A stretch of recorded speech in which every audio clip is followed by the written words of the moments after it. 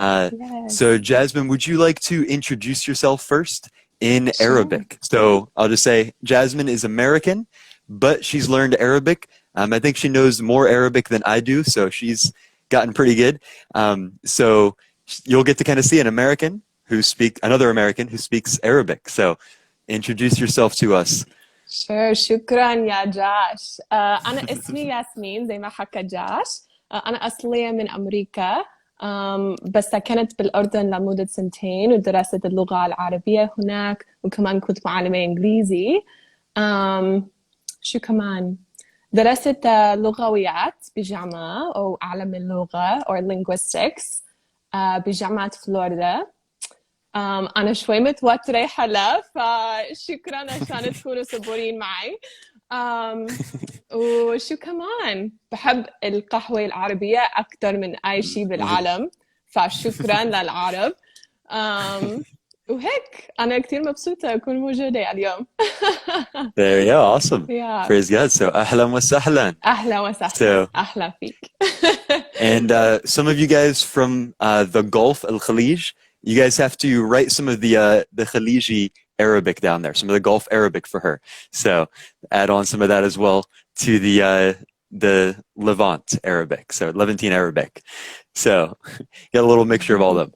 Yes. But awesome. So Jasmine, like you guys can see, has learned Arabic pretty well, and is going to kind of share some of her story of how she learned Arabic to help you with learning English, because Arabic is a pretty hard language, right? Right down below, do you agree that Arabic is a hard language to learn? I think every language is pretty hard to learn. But if she was able to learn Arabic, and how old were you when you started learning Arabic? When I started learning originally, I think I was 21 or 22 years old. Okay. Yeah, cool. back in 2015. So 0 Arabic up until 21 years old, and she's been able to learn, so that should be an encouragement to you guys that wherever you're starting at now, you can learn English and can continue to progress in that. So yeah, see a few people down there saying you agree that it's hard. So yeah, it is. I can testify to that. So it is hard, yes. Yeah. So yeah, Jasmine, would you like to share a little of your story and some tips along with that of how to learn English? Yeah, absolutely. I'd be so happy to. I think I'll start off by saying that there are 5 main things that I'll talk about today. So just so all of you listening can kind of tune in to 5 main points that I'll talk about. But a little bit of my story is that I originally started with a Fusha background. So I studied pretty traditionally Fusha in university. And we initially started off with the alphabet and all of the sounds. And sorry, this is kind of distracting to see all these. Yeah. Awesome great. comments. This is my first time being live, so I'm really happy to be here and see all of your comments. But yeah, so I started off with Fusha, and then I also was exposed to a lot of Saudis at my university. So I got to practice conversations with them, but mostly in Fusha, and would learn a little bit of Saudi from them. And then I went to Jordan and I did a method of language learning that basically looks at how children learn language and translates that to adult learning. So the first 100 to 200 hours of learning the language in this method, there was no speaking, only listening, and lots of, Josh has also done this language learning method. But with that, it's really humbling, like to learn like a child, even though you're an adult, and there's a lot of toys and imagery, repetition, so repeating a lot. And so, and then you eventually build up to having more complex, like you start building stories and forming sentences, but shway, shway, ktir, ktir, shway, shway. And so you do story building with a lot of pictures and books without words. And then you eventually build up to telling your life story and hearing life stories of real local Arab people. So it's very focused on real communication. So how do you talk with real life Arabs and not very like by the book or focused on technique? It's purely in Arabic. And Josh, you can interject anytime you have thoughts, by the way. And so, yeah, so that was my process of language learning. So very real life, very عامية also. So not very technical or formal, but a lot of عامية in this program. So I guess for just me, to add on with that real quickly, for people in the audience who kind of feel very nervous when they go to speak in front of other people because they make mistakes, how would you encourage them with that in the context of kind of becoming like a child again, like you talked about, having to learn from the beginning? yeah, so people who are nervous, I would say there's actually an advantage in kind of acting, pretending like as if you're a child, almost learning the language, because Mm, what we know about kids, we're very gracious and patient with kids when they make mistakes. yeah. And they make a lot. Like think about a Hmm. toddler, like a little baby trying to walk, they trip a lot. And Hmm. that's something that, especially those of us who teach language, and personally myself, as I learned language, I had really safe teachers who were okay with when I tripped a lot and when I fell down when I learned language. So for you, if you're nervous in learning language, I would encourage you, that's normal, but it's also Mm, okay. There's room and time to mess up and to fall and to trip. And eventually, like a toddler, you learn how to walk well and you don't even question, you just walk. And so language over time can become more mm. and more natural, just like walking in a way. Yeah, So yeah, amen. that's a I good question. definitely agree to that. Yeah, I remember having like a 5-year-old little boy be like, "Why does he speak Arabic so badly?" And it's like, yeah, so you get made fun of a little bit, but it's worth it. That's what you have to go through as a child to become an adult. So it's worth it. And just to kind of add on as well, that Jasmine mentioned having a teacher who won't laugh at you, but will encourage you and help you with that. Just a reminder that Jasmine is one of the teachers at English Today USA. So if you would like to take classes with her, you can do that. So you can take private classes and ask any question that you have. Yeah, have somebody who will patiently help you through that and won't laugh at you because she understands what it's like to be in that situation. So yeah, so check the link in our bio for that. So just a little ad in there. So Definitely. Thanks, Josh. Yeah. So with that, I guess I can dive into some of the tips or ideas that I have for you as language learners from my own language learning experience. And then Josh, you can like ring in or ask questions, and hopefully we'll try to catch yeah, some questions here in yeah. this feed. But the first thing, starting off, even prior to learning like a child or even diving into language, I think we really need to understand what are our goals or Mm, is our motivation in learning language. So for mm, me personally, I had very specific things that I knew I eventually want to be able to do this thing. So I knew, for example, I wanted to have really deep conversations with my friends and understand their thoughts and their emotions and have those real personal conversations mm, one day in Arabic. And there were certain topics that I knew I wanted to be able to discuss in the language. So before even starting, I knew eventually my long term goal in the future is to do this, this, and this. So I would encourage you mm. all who are learning, even if it's a small goal, like, oh, I want to be able to understand this TV show that I watch. That's a Yeah. really simple goal and it's measurable so that, Mm, but starting off somewhere, because if we don't have a goal in mind, our motivation will decrease very quickly. yeah. And that's Mm, how language learning gets very boring and we can get really tired from learning the language if we don't have a goal or a focus for the long term. And I think teachers can help creating goals. So if you say mm.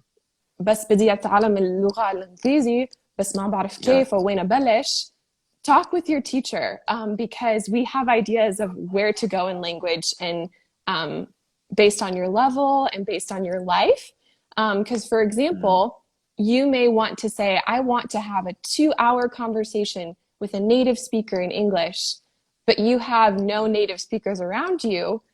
mm. There might be a different way to get that goal with the same idea in mind, but a slightly different goal. So talk about that with your teacher. Yeah. And so I think that's the first point. Have your goals really in mind, very focused on. So Yeah. Yeah, definitely. Yeah, so with that, in the comments, write down what are your goals for English. Okay, what are like some specific, like you said, they're measurable goals. Okay, goals that you can measure. So write those down in the comments below. Okay, so and while they're writing those, yeah. So what's I just think that's super huge motivation. That if you don't have something that you're aiming for, then you just kind of go all over the place. And when we have lazy planning, it leads to lazy action, and we don't end up doing anything. So that in 2022, the year 2022, we end up at the same level because we either set goals that were too high, that they were just impossible, and we gave up, or we didn't have real goals, so we just didn't do anything. So I think that is super, super important. Yeah, thanks for saying that. Yeah, I think also with that too, it's having long-term goals, but also short-term goals. So, for example, I think many of you all, I'm guessing, probably work as well as learning English, right? So you work all day, you go home at the end of the day, and you study English. And once again, you're not going to be motivated to come to class if you do not know why I'm doing this. So along the way, having smaller goals can also help to celebrate when you reach goals. So maybe you begin class and you have no idea how to say, I want a glass of water, or water, right? But we say water in America. And then after 2 classes, you know how to order water. And so you should celebrate that and acknowledge that I met a small goal, because along the way, celebrating that, not being really hard on ourselves, like being asimahamna, like hard with ourselves, we can then have more motivation to continue learning and learning. So the second point that I think is so big in life بشكل عام بس كمان لما بنتعلم اللغة is listening. So really putting a lot of emphasis on listening. I think that sometimes people just want to speak. We want to start talking. Right away. Right away, exactly. And we expect or بنتوقع حالنا بنحكي بسرعة يعني, but that's not realistic. How do you say realistic? Like مش حقيقي يعني, مش توقع. حقيقي. Yeah. So starting off with the importance of listening. It's كتير مهم. Just starting with focusing on listening like a child. So again, I spent almost 200 hours learning Arabic, being exposed to it without saying a single word of Arabic. And I think what this really helps us with is something kind of practical of you can hear how a native speaker says sounds in their accent, بلهجته, but also the idea of, I think that we can learn a lot from starting off listening. So you can learn not only sounds and specifics of how to produce speech, but also you get to learn culture when you listen to someone use their own language. Because language and culture, اللغة والثقافة, they're almost like married, like one, wahid. And so when we focus on listening, that really helps to put the language deep inside of us, and also the culture that comes with the language.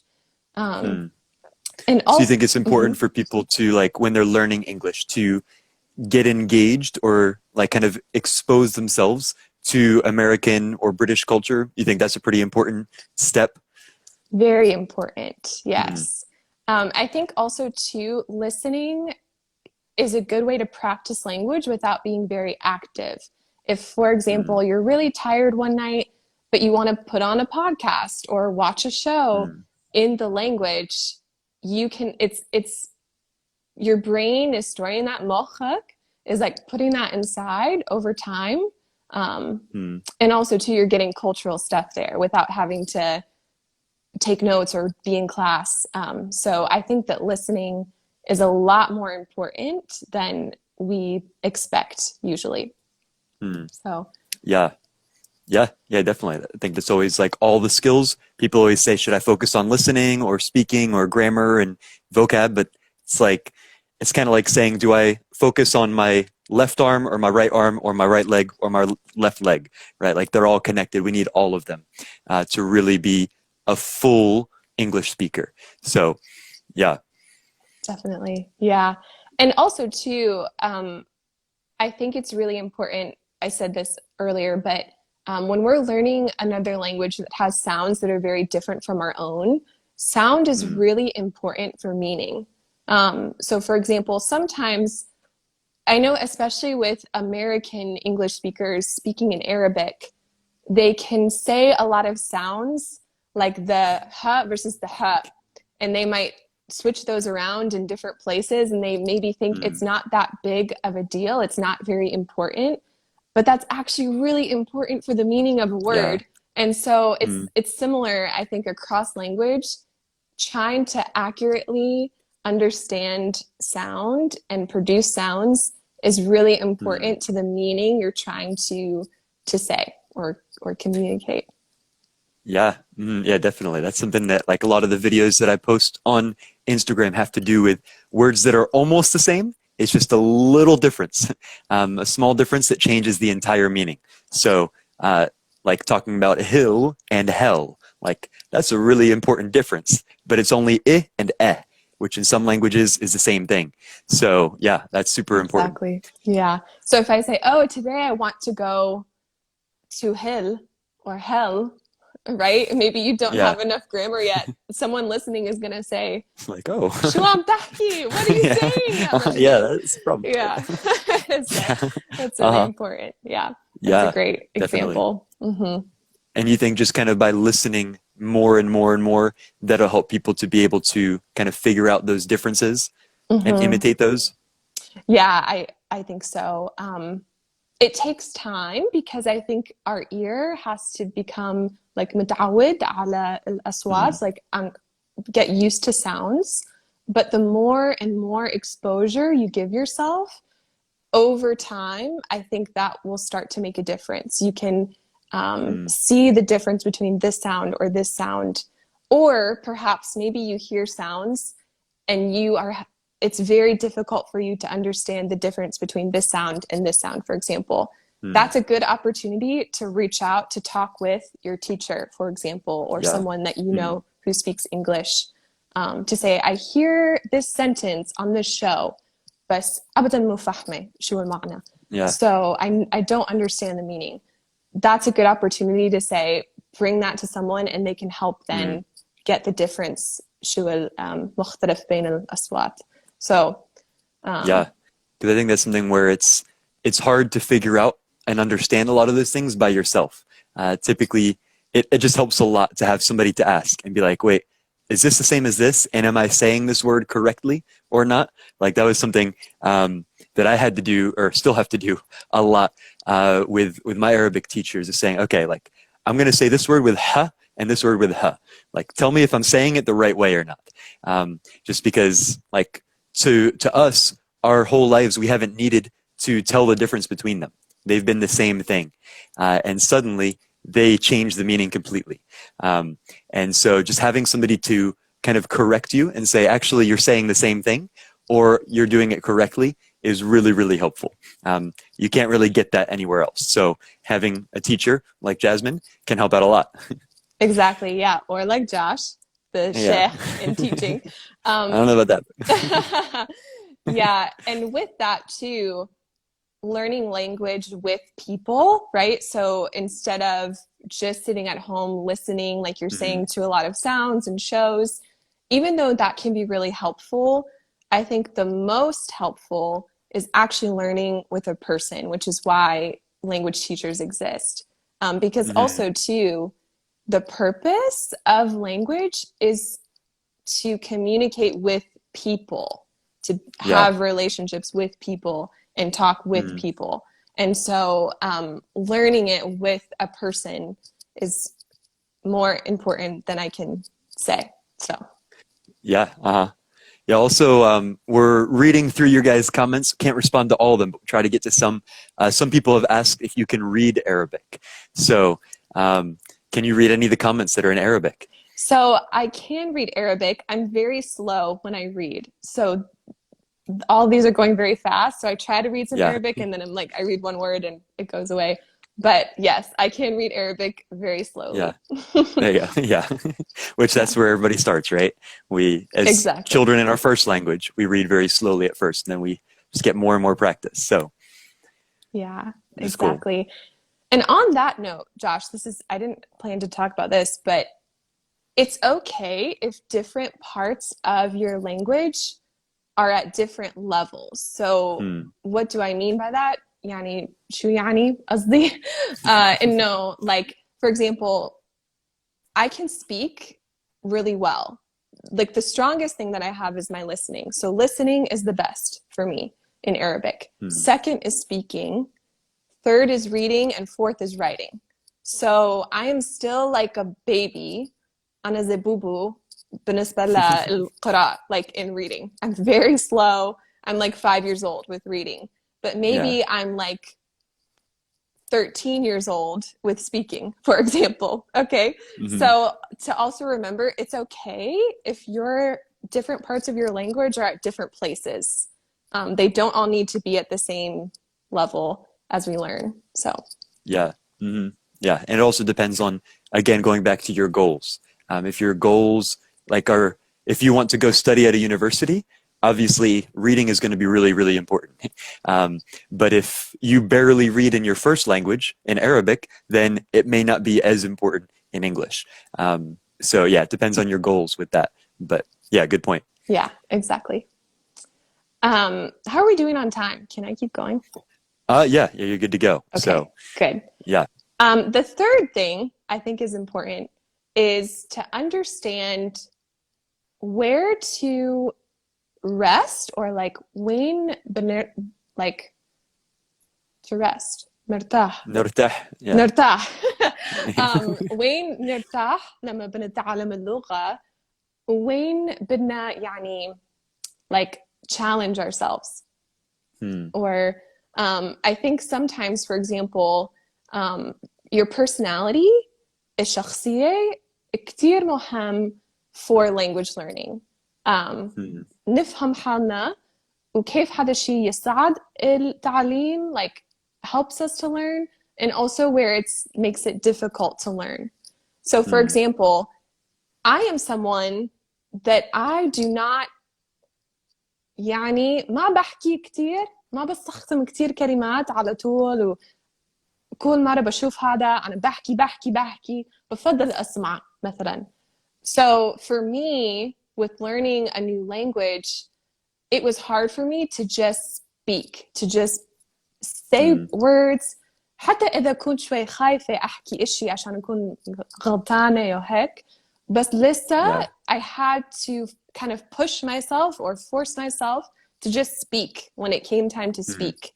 So I think understanding if you are someone who does not talk a lot, you may have to kind of stretch yourself when you're learning language to speak, even when you're not very comfortable. حتى لما مو كتير مرتاح مثلا. Because sometimes that helps us to grow in our language. And also too, if you are not very social, like ممكن بتفضل تقعد مع حالك وما تكون كتير مع الناس, like you may want to stretch yourself and spend more time with people, or kind of go out more and to practice, or again, like sign up for talking with a teacher instead of just watching a show. So those things I think are important to see and to say, okay, كيف مين أنا مثلا, like كيف بتعلم, كيف بحكي, am I ممكن أنا كثير خايفة أكون غلطانة, بس ممكن لازم أحط هذا الشيء على جزء, like I have to put that to the side وبس أحكي حتى لو أنا خايفة مثلا. ومع الوقت يعني راح أصير كيف بحكي, الثقة بحالي راح أزيد, like I'll become more confident in myself. So that's important. Yeah, I think that is big. Like, tell us in the comments, are you guys Barcelona fans or Real Madrid fans? Where are you guys at? Barcelona or Real Madrid? I'm with Barcelona. I like the blue. So here we go. Represent. But with that, like, for example, Messi. Okay. Messi, when he plays soccer, okay, we say soccer in American English for football. He has missed more goals than I have. So like when you try to shoot and the ball goes over here, you miss the goal. Messi has missed way more goals than I have. That doesn't mean that I'm better, right? He's way better than me. It's through making lots of mistakes, through missing lots of goals, that he started making more goals. And that's the same thing, okay? For English, it's only through making lots of mistakes that you'll be able to get past that and start speaking more fluently. So see mistakes as like kind of another step towards better English. There we go. We got Real Madrid down there. Sorry to hear that. You can always come to Barcelona. So Real Madrid. أنا معكم. مشكلة. Okay. Yeah, that's a good analogy of Messi making goals because he missed a lot. Exactly. You messed it up, right? Yeah, بالضبط هيك. Okay, so كيفكم? كيف يعني if you're doing good and you're still here, do a thumbs up. Yeah. Like أنا منيحة, أنا معكم. Let me see. You see any thumbs up? There we go. We got one. Okay, Maria's good. with us. There we go. Great. I want to talk to you too. Yeah. I love this. Okay, number 4. We're almost there, and then we'll do, I think, some Q&A. Something that was really helpful for me when I was learning Arabic, خصوصا لما يعني like when I got to a higher level, was to start thinking in the language. بتفكر باللغة. بتفكر بالإنجليزي. And شو يعني بنفكر بالإنجليزي? The idea is that instead of taking everything I hear or everything I want to say and going من العربي لإنجليزي مثلا أو من الإنجليزي للعربي, in my situation, I started thinking first in the new language. So instead of direct translation, actually starting to think and practice in the target language, or for me, in Arabic. So even now, I think in Arabic all the time so that I'm staying used to the language. Even if I don't practice with a real person, I try to think, I try to have conversations in my head, and especially when I drive, I speak a lot of Arabic. Ya habibi, wain raihah, because I'm a little bit angry when I drive. No, but I would really encourage you to start practice thinking in the language. And this will come the more and more you use the language. I could not do it in the beginning. بالبداية أبداً ما كنت أقدر أفكر بالعربي. It was too hard for me. كتير صعب. بس مع الوقت, I started to be able to think in it. And don't be afraid if you're thinking in it wrong or incorrectly. If you have the opportunity to ask someone, hey, how do I say this? Do that. Do that with your teacher. Do that with a friend. But just for the practice and for the way our brain does language or learns language, I would say start thinking in it. That's a really helpful practice.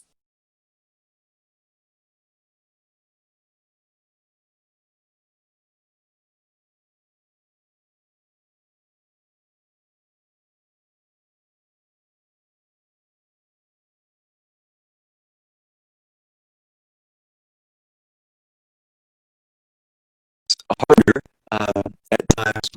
Very great. There we go. Sweet. But yeah, I think at times, like even with living in Saudi Arabia, sometimes it was hard to be around people who wanted to speak Arabic because people always wanted to speak English as soon as they found out I was American.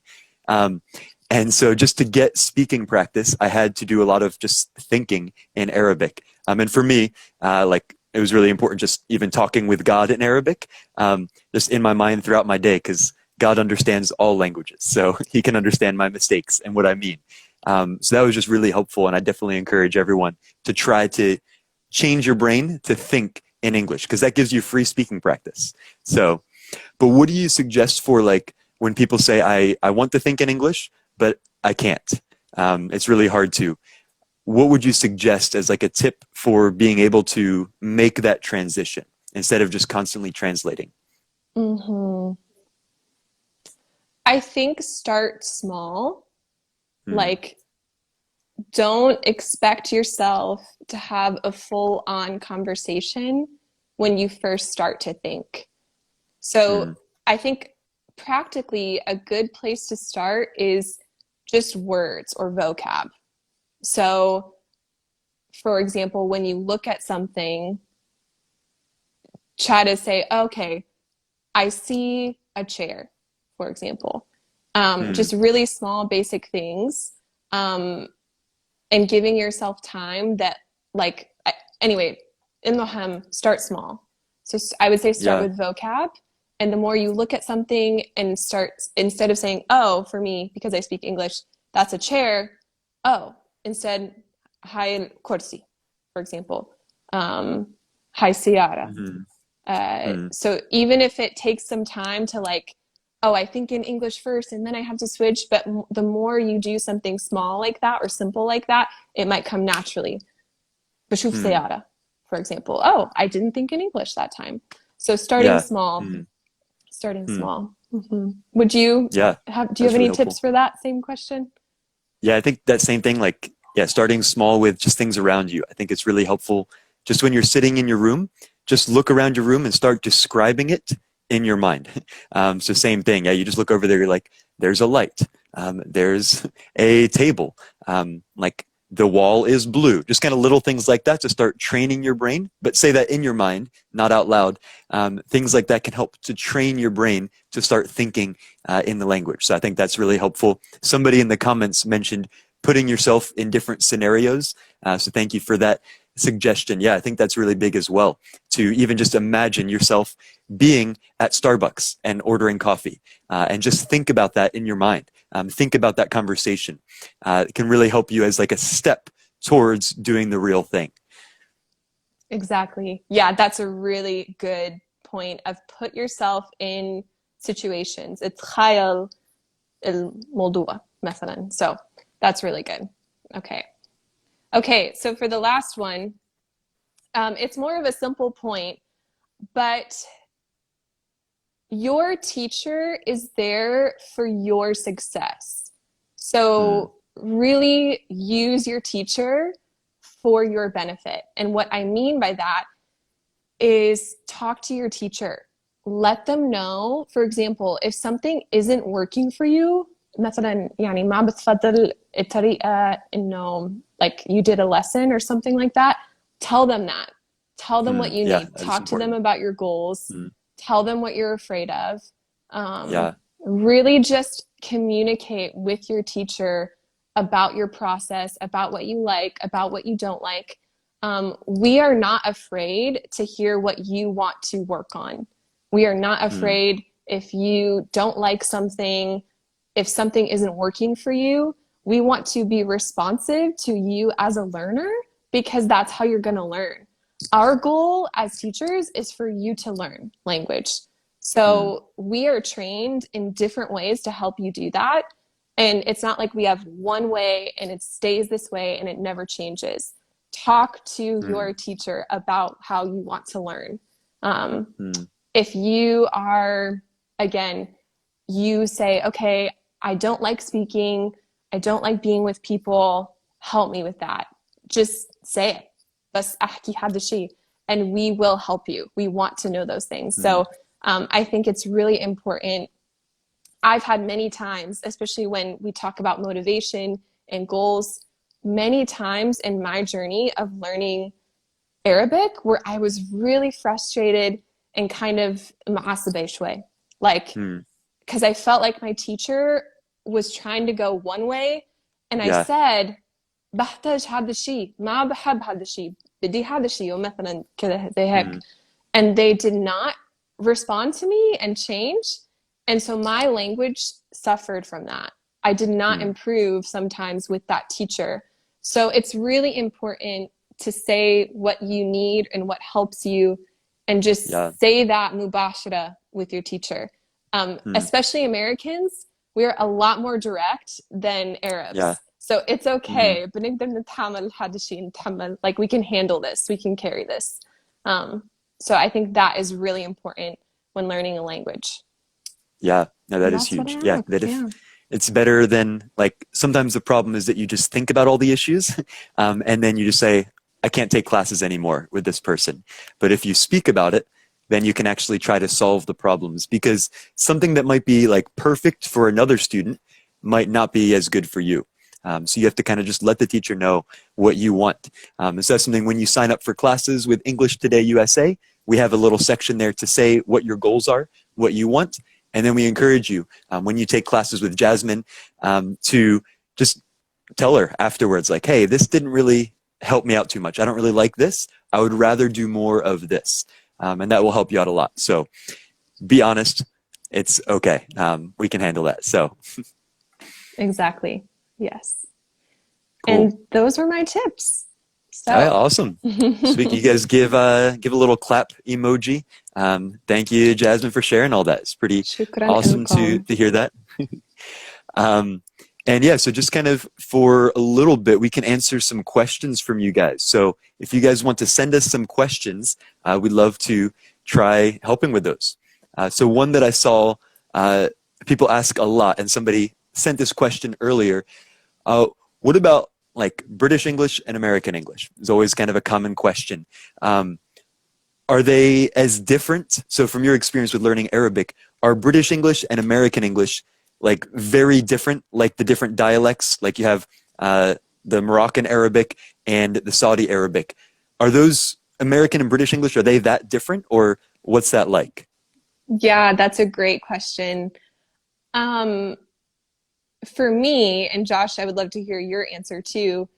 I don't think British English and American English are as different as, for example, Moroccan and Jordanian.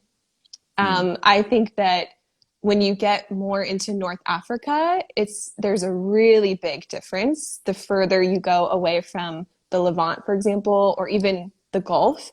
When you start going over to Morocco, Tunis, I think it becomes more and more different. I think that difference is greater or bigger than the difference between British and American English. However, sometimes with British English, I think one of the main difficulties is the pronunciation. Like some parts, like the Cockney accent. Yeah, the Cockney. I cannot understand. Cockney talks a little like this. Yeah. That's very different. Yeah, and when they speak fast and when they're speaking with someone else who's Cockney, it's really hard for me to understand. So they might be using the same words, the vocab could be similar, but the pronunciation is really, really different. For example, I think with some of the Arabic dialects, there's a whole vocab difference that's really big. I think with British and American English, it's not to the same degree. But what do you think? That's big. I think it's like basically 99% of the words are the same in American English and British English. The words are the same. It's just the pronunciation. That's the biggest thing. So there are like a few words, like you'll kind of see on Instagram, people post about like differences between American English and British English. And there are some differences, but that's like 1%. So you understand, like when you talk with somebody from Britain, are you like, oh, what was that? Is that really hard to understand? For me, yes. Yeah. Yeah. Yeah, it's depending. I think the London accent is quite easy for me. It's just, it depends on where they're coming from, Britain. Yeah. Just some of the accent part. But yeah, somebody mentioned the Scottish accent. That is definitely a lot more difficult at first. You kind of like, your ears almost adapt to a new accent. So it can almost take like a minute just for your ears to kind of like tune in and figure out, okay, this is what these sounds are, and then you adapt to it. But as an encouragement for you guys, if you've only studied the British accent or only the American accent, Australian, whatever it may be, it's not as hard as you think to learn the other one as well. Like I have one friend, shout out to Ahmed if you're watching at all, but he went over to Britain, actually to Ireland. He went to Ireland for 2 weeks, and he said when he first got there, he was like, I feel like I don't understand anything because he had only studied the American dialect. mainly. But within those 2 weeks, he ended up like switching pretty quickly and felt really comfortable understanding the Irish English as well. So it just, like in 2 weeks, he felt comfortable with that. So don't be as worried. If you go to the place for a week or 2 weeks, your ears are able to adapt and adjust. Because again, most of the words are the same. So that helps out a lot. You guys are fortunate. It's harder for us, I think, with learning Arabic, where it's like you go to the Fusha and it's completely different words than the Amiya in this dialect, and then that one's different. And so you guys have it easy. So you're welcome. I also, really quick, someone mentioned Indian English accents. So people coming from India speaking English. That's really difficult and really different. I would say that's a whole different topic. Because they carry over a lot of the Indian sounds into the English accent. And so, yeah, that would be a good thing to talk about one day or work with a student. Yeah. But just wanted to. Yeah. It's one, like, that would be one that's not necessarily considered like a native English accent, even though for many Indians, that is their native language. It's just, like you said, it's kind of been blended together, which all languages do. So I wouldn't recommend learning that dialect, but we do want to try to understand it. So that's important. So, one other question that I saw somebody mention. Yeah, somebody said we say sidewalk in America. They say pavement in Britain, things like that. So some words here and there. But I found like British people I've talked with, I think typically are familiar with the American words, just because, like somebody else mentioned, there are so many movies and is so much music that's American. So that really helps out with kind of exchanging those words. But yeah, so the other question somebody asked, they said that they are like fluent in English, or they feel fluent in English, but they get really nervous when they go to speak with people. That it's a whole different thing trying to figure out how to actually use the language that they have inside of them. What would you recommend? Or what would be your tips and advice for somebody like that? First thing, it's very normal to be nervous. It's okay. I think many of us experience that. If you weren't here in the beginning, I said I was nervous to be on this live. So it's normal. And I think my You're doing great. Shukran. I think my advice would be kind of what we were talking about earlier, but as much as you can do at home.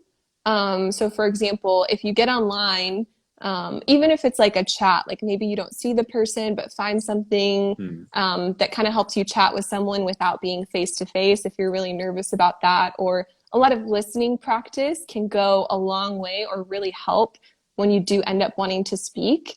And also finding people to help you. Like if you have a friend that even if English isn't their first language, but they're willing to listen to you, just kind of practice some conversation starters. Like, okay, ممكن يعني بحكي مع صاحبتي وأحكي لها بدي أروح على ستاربكس وأحكي مع أمريكية مثلا، فممكن تقعدي معي عشان أمارس. That's like I practice. So practice what you would say if you go up to that person and begin talking with them. And also too, just I think it takes time, but like the more you do it, the first time will be really scary, but keep going. Don't let that stop you. And so just with time, I think confidence will grow. So practice. Practicing. Yeah, same thing. Like going back to talking about Messi, because Barcelona is the best. I'm sure at the beginning he was very nervous playing in front of lots of people, and anytime he went to give a speech or anything. But just by continuing to do it over and over and over and over again, it became easy. So same thing. It just takes practice. The more you do it, the easier it will become. So just keep pushing through. Know that you will feel nervous and you will make mistakes. But I think a really important thing is laughing at yourself, being able to laugh. Like I've had some interesting experiences with mistakes in Arabic. And if I was like, so for example, one guy, he sneezed and I was trying to say, Allah yarhamak, but I changed the ha and the ra and I said, Allah yahramak. And that's a big difference. So may God deprive you. And so that was a big one. but I just laughed about it. I had a good time with that, and I think it's hilarious. And so I think that's a really important thing, is not to be so nervous about making mistakes, but laugh at it. Like, it'll be a good story to tell somebody later on. So just have fun with that. So, and somebody says, no, Real Madrid's the best. I don't know. We have to have a little competition. So, but yeah, I think we can get one more question in. Don't see, let me see if I can pull one up here. Let's see. I like that y'all can laugh. Yeah. Yeah, it's Everyone's very important. There you go. Yeah, I'm a bad, so I don't say it anymore. So I've changed that, but yeah. So yeah, I've had a lot of experiences like that. So that's how we learn. But yeah, so one other question that I saw a few people ask is about like what we were talking about with British and American English. They're saying, well, then which one do we learn? Do we learn American English? Do we learn British English? What would you say into that? Just kind of like your immediate thoughts on that subject. Is it that important to choose one or the other? What are your thoughts? That's a great question. Well, obviously American, because no, just kidding. Thumbs up. I think that kind of comes back to the first point about your goals. So, and also who you are interacting with. So who are the people that you're going to be using your language with? Will you mostly be interacting with British people, or do you see yourself studying in America? I don't have strong feelings or opinions though in terms of the workplace, or in terms of your eligibility of getting into a university, whether it's Great Britain or whether it's America or even Australia. I don't think that the accent you choose to focus on is going to be very important in terms of like finding a job or getting into a university. And you can tell me if you think differently, Josh, but I would say that they're probably equal difficulty level. Yeah.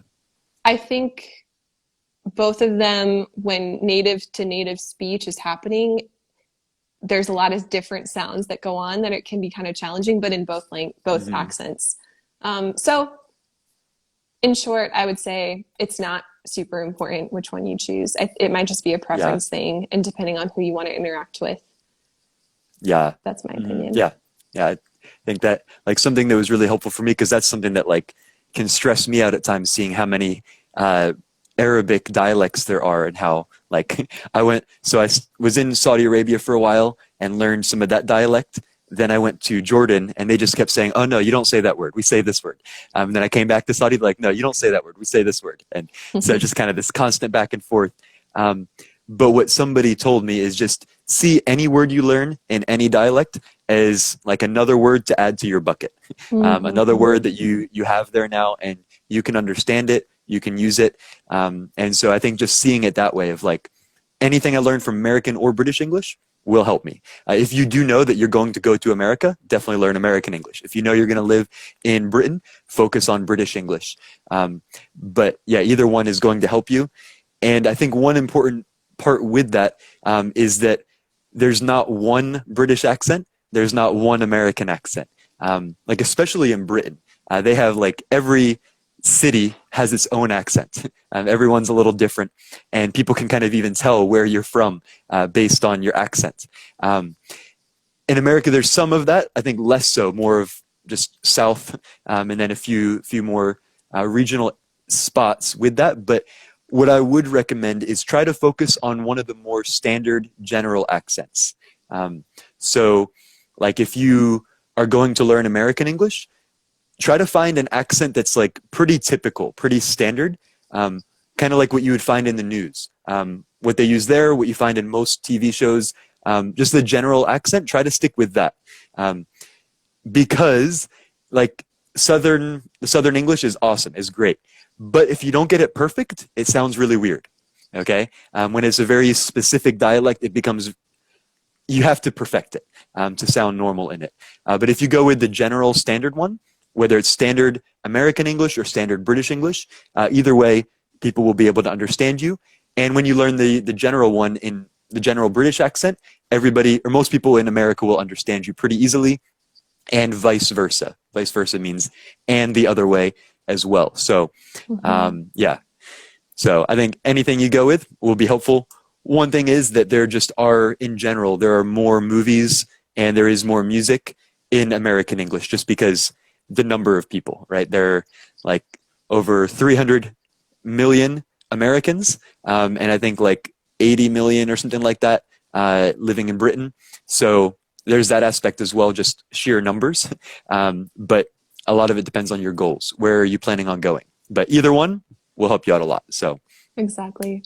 Also, last thing I will say, and I think this, you all would say this about learning Arabic accents, but if you start with one, it's not impossible to go to another one. So for example, like Josh was talking about, both him and I started with one Arabic accent and we've switched to other ones for different purposes. So for example, for some of the friendships I have, I know a good bit of Jordanian, Palestinian, and Syrian dialects, for example, and I know a little bit of Saudi.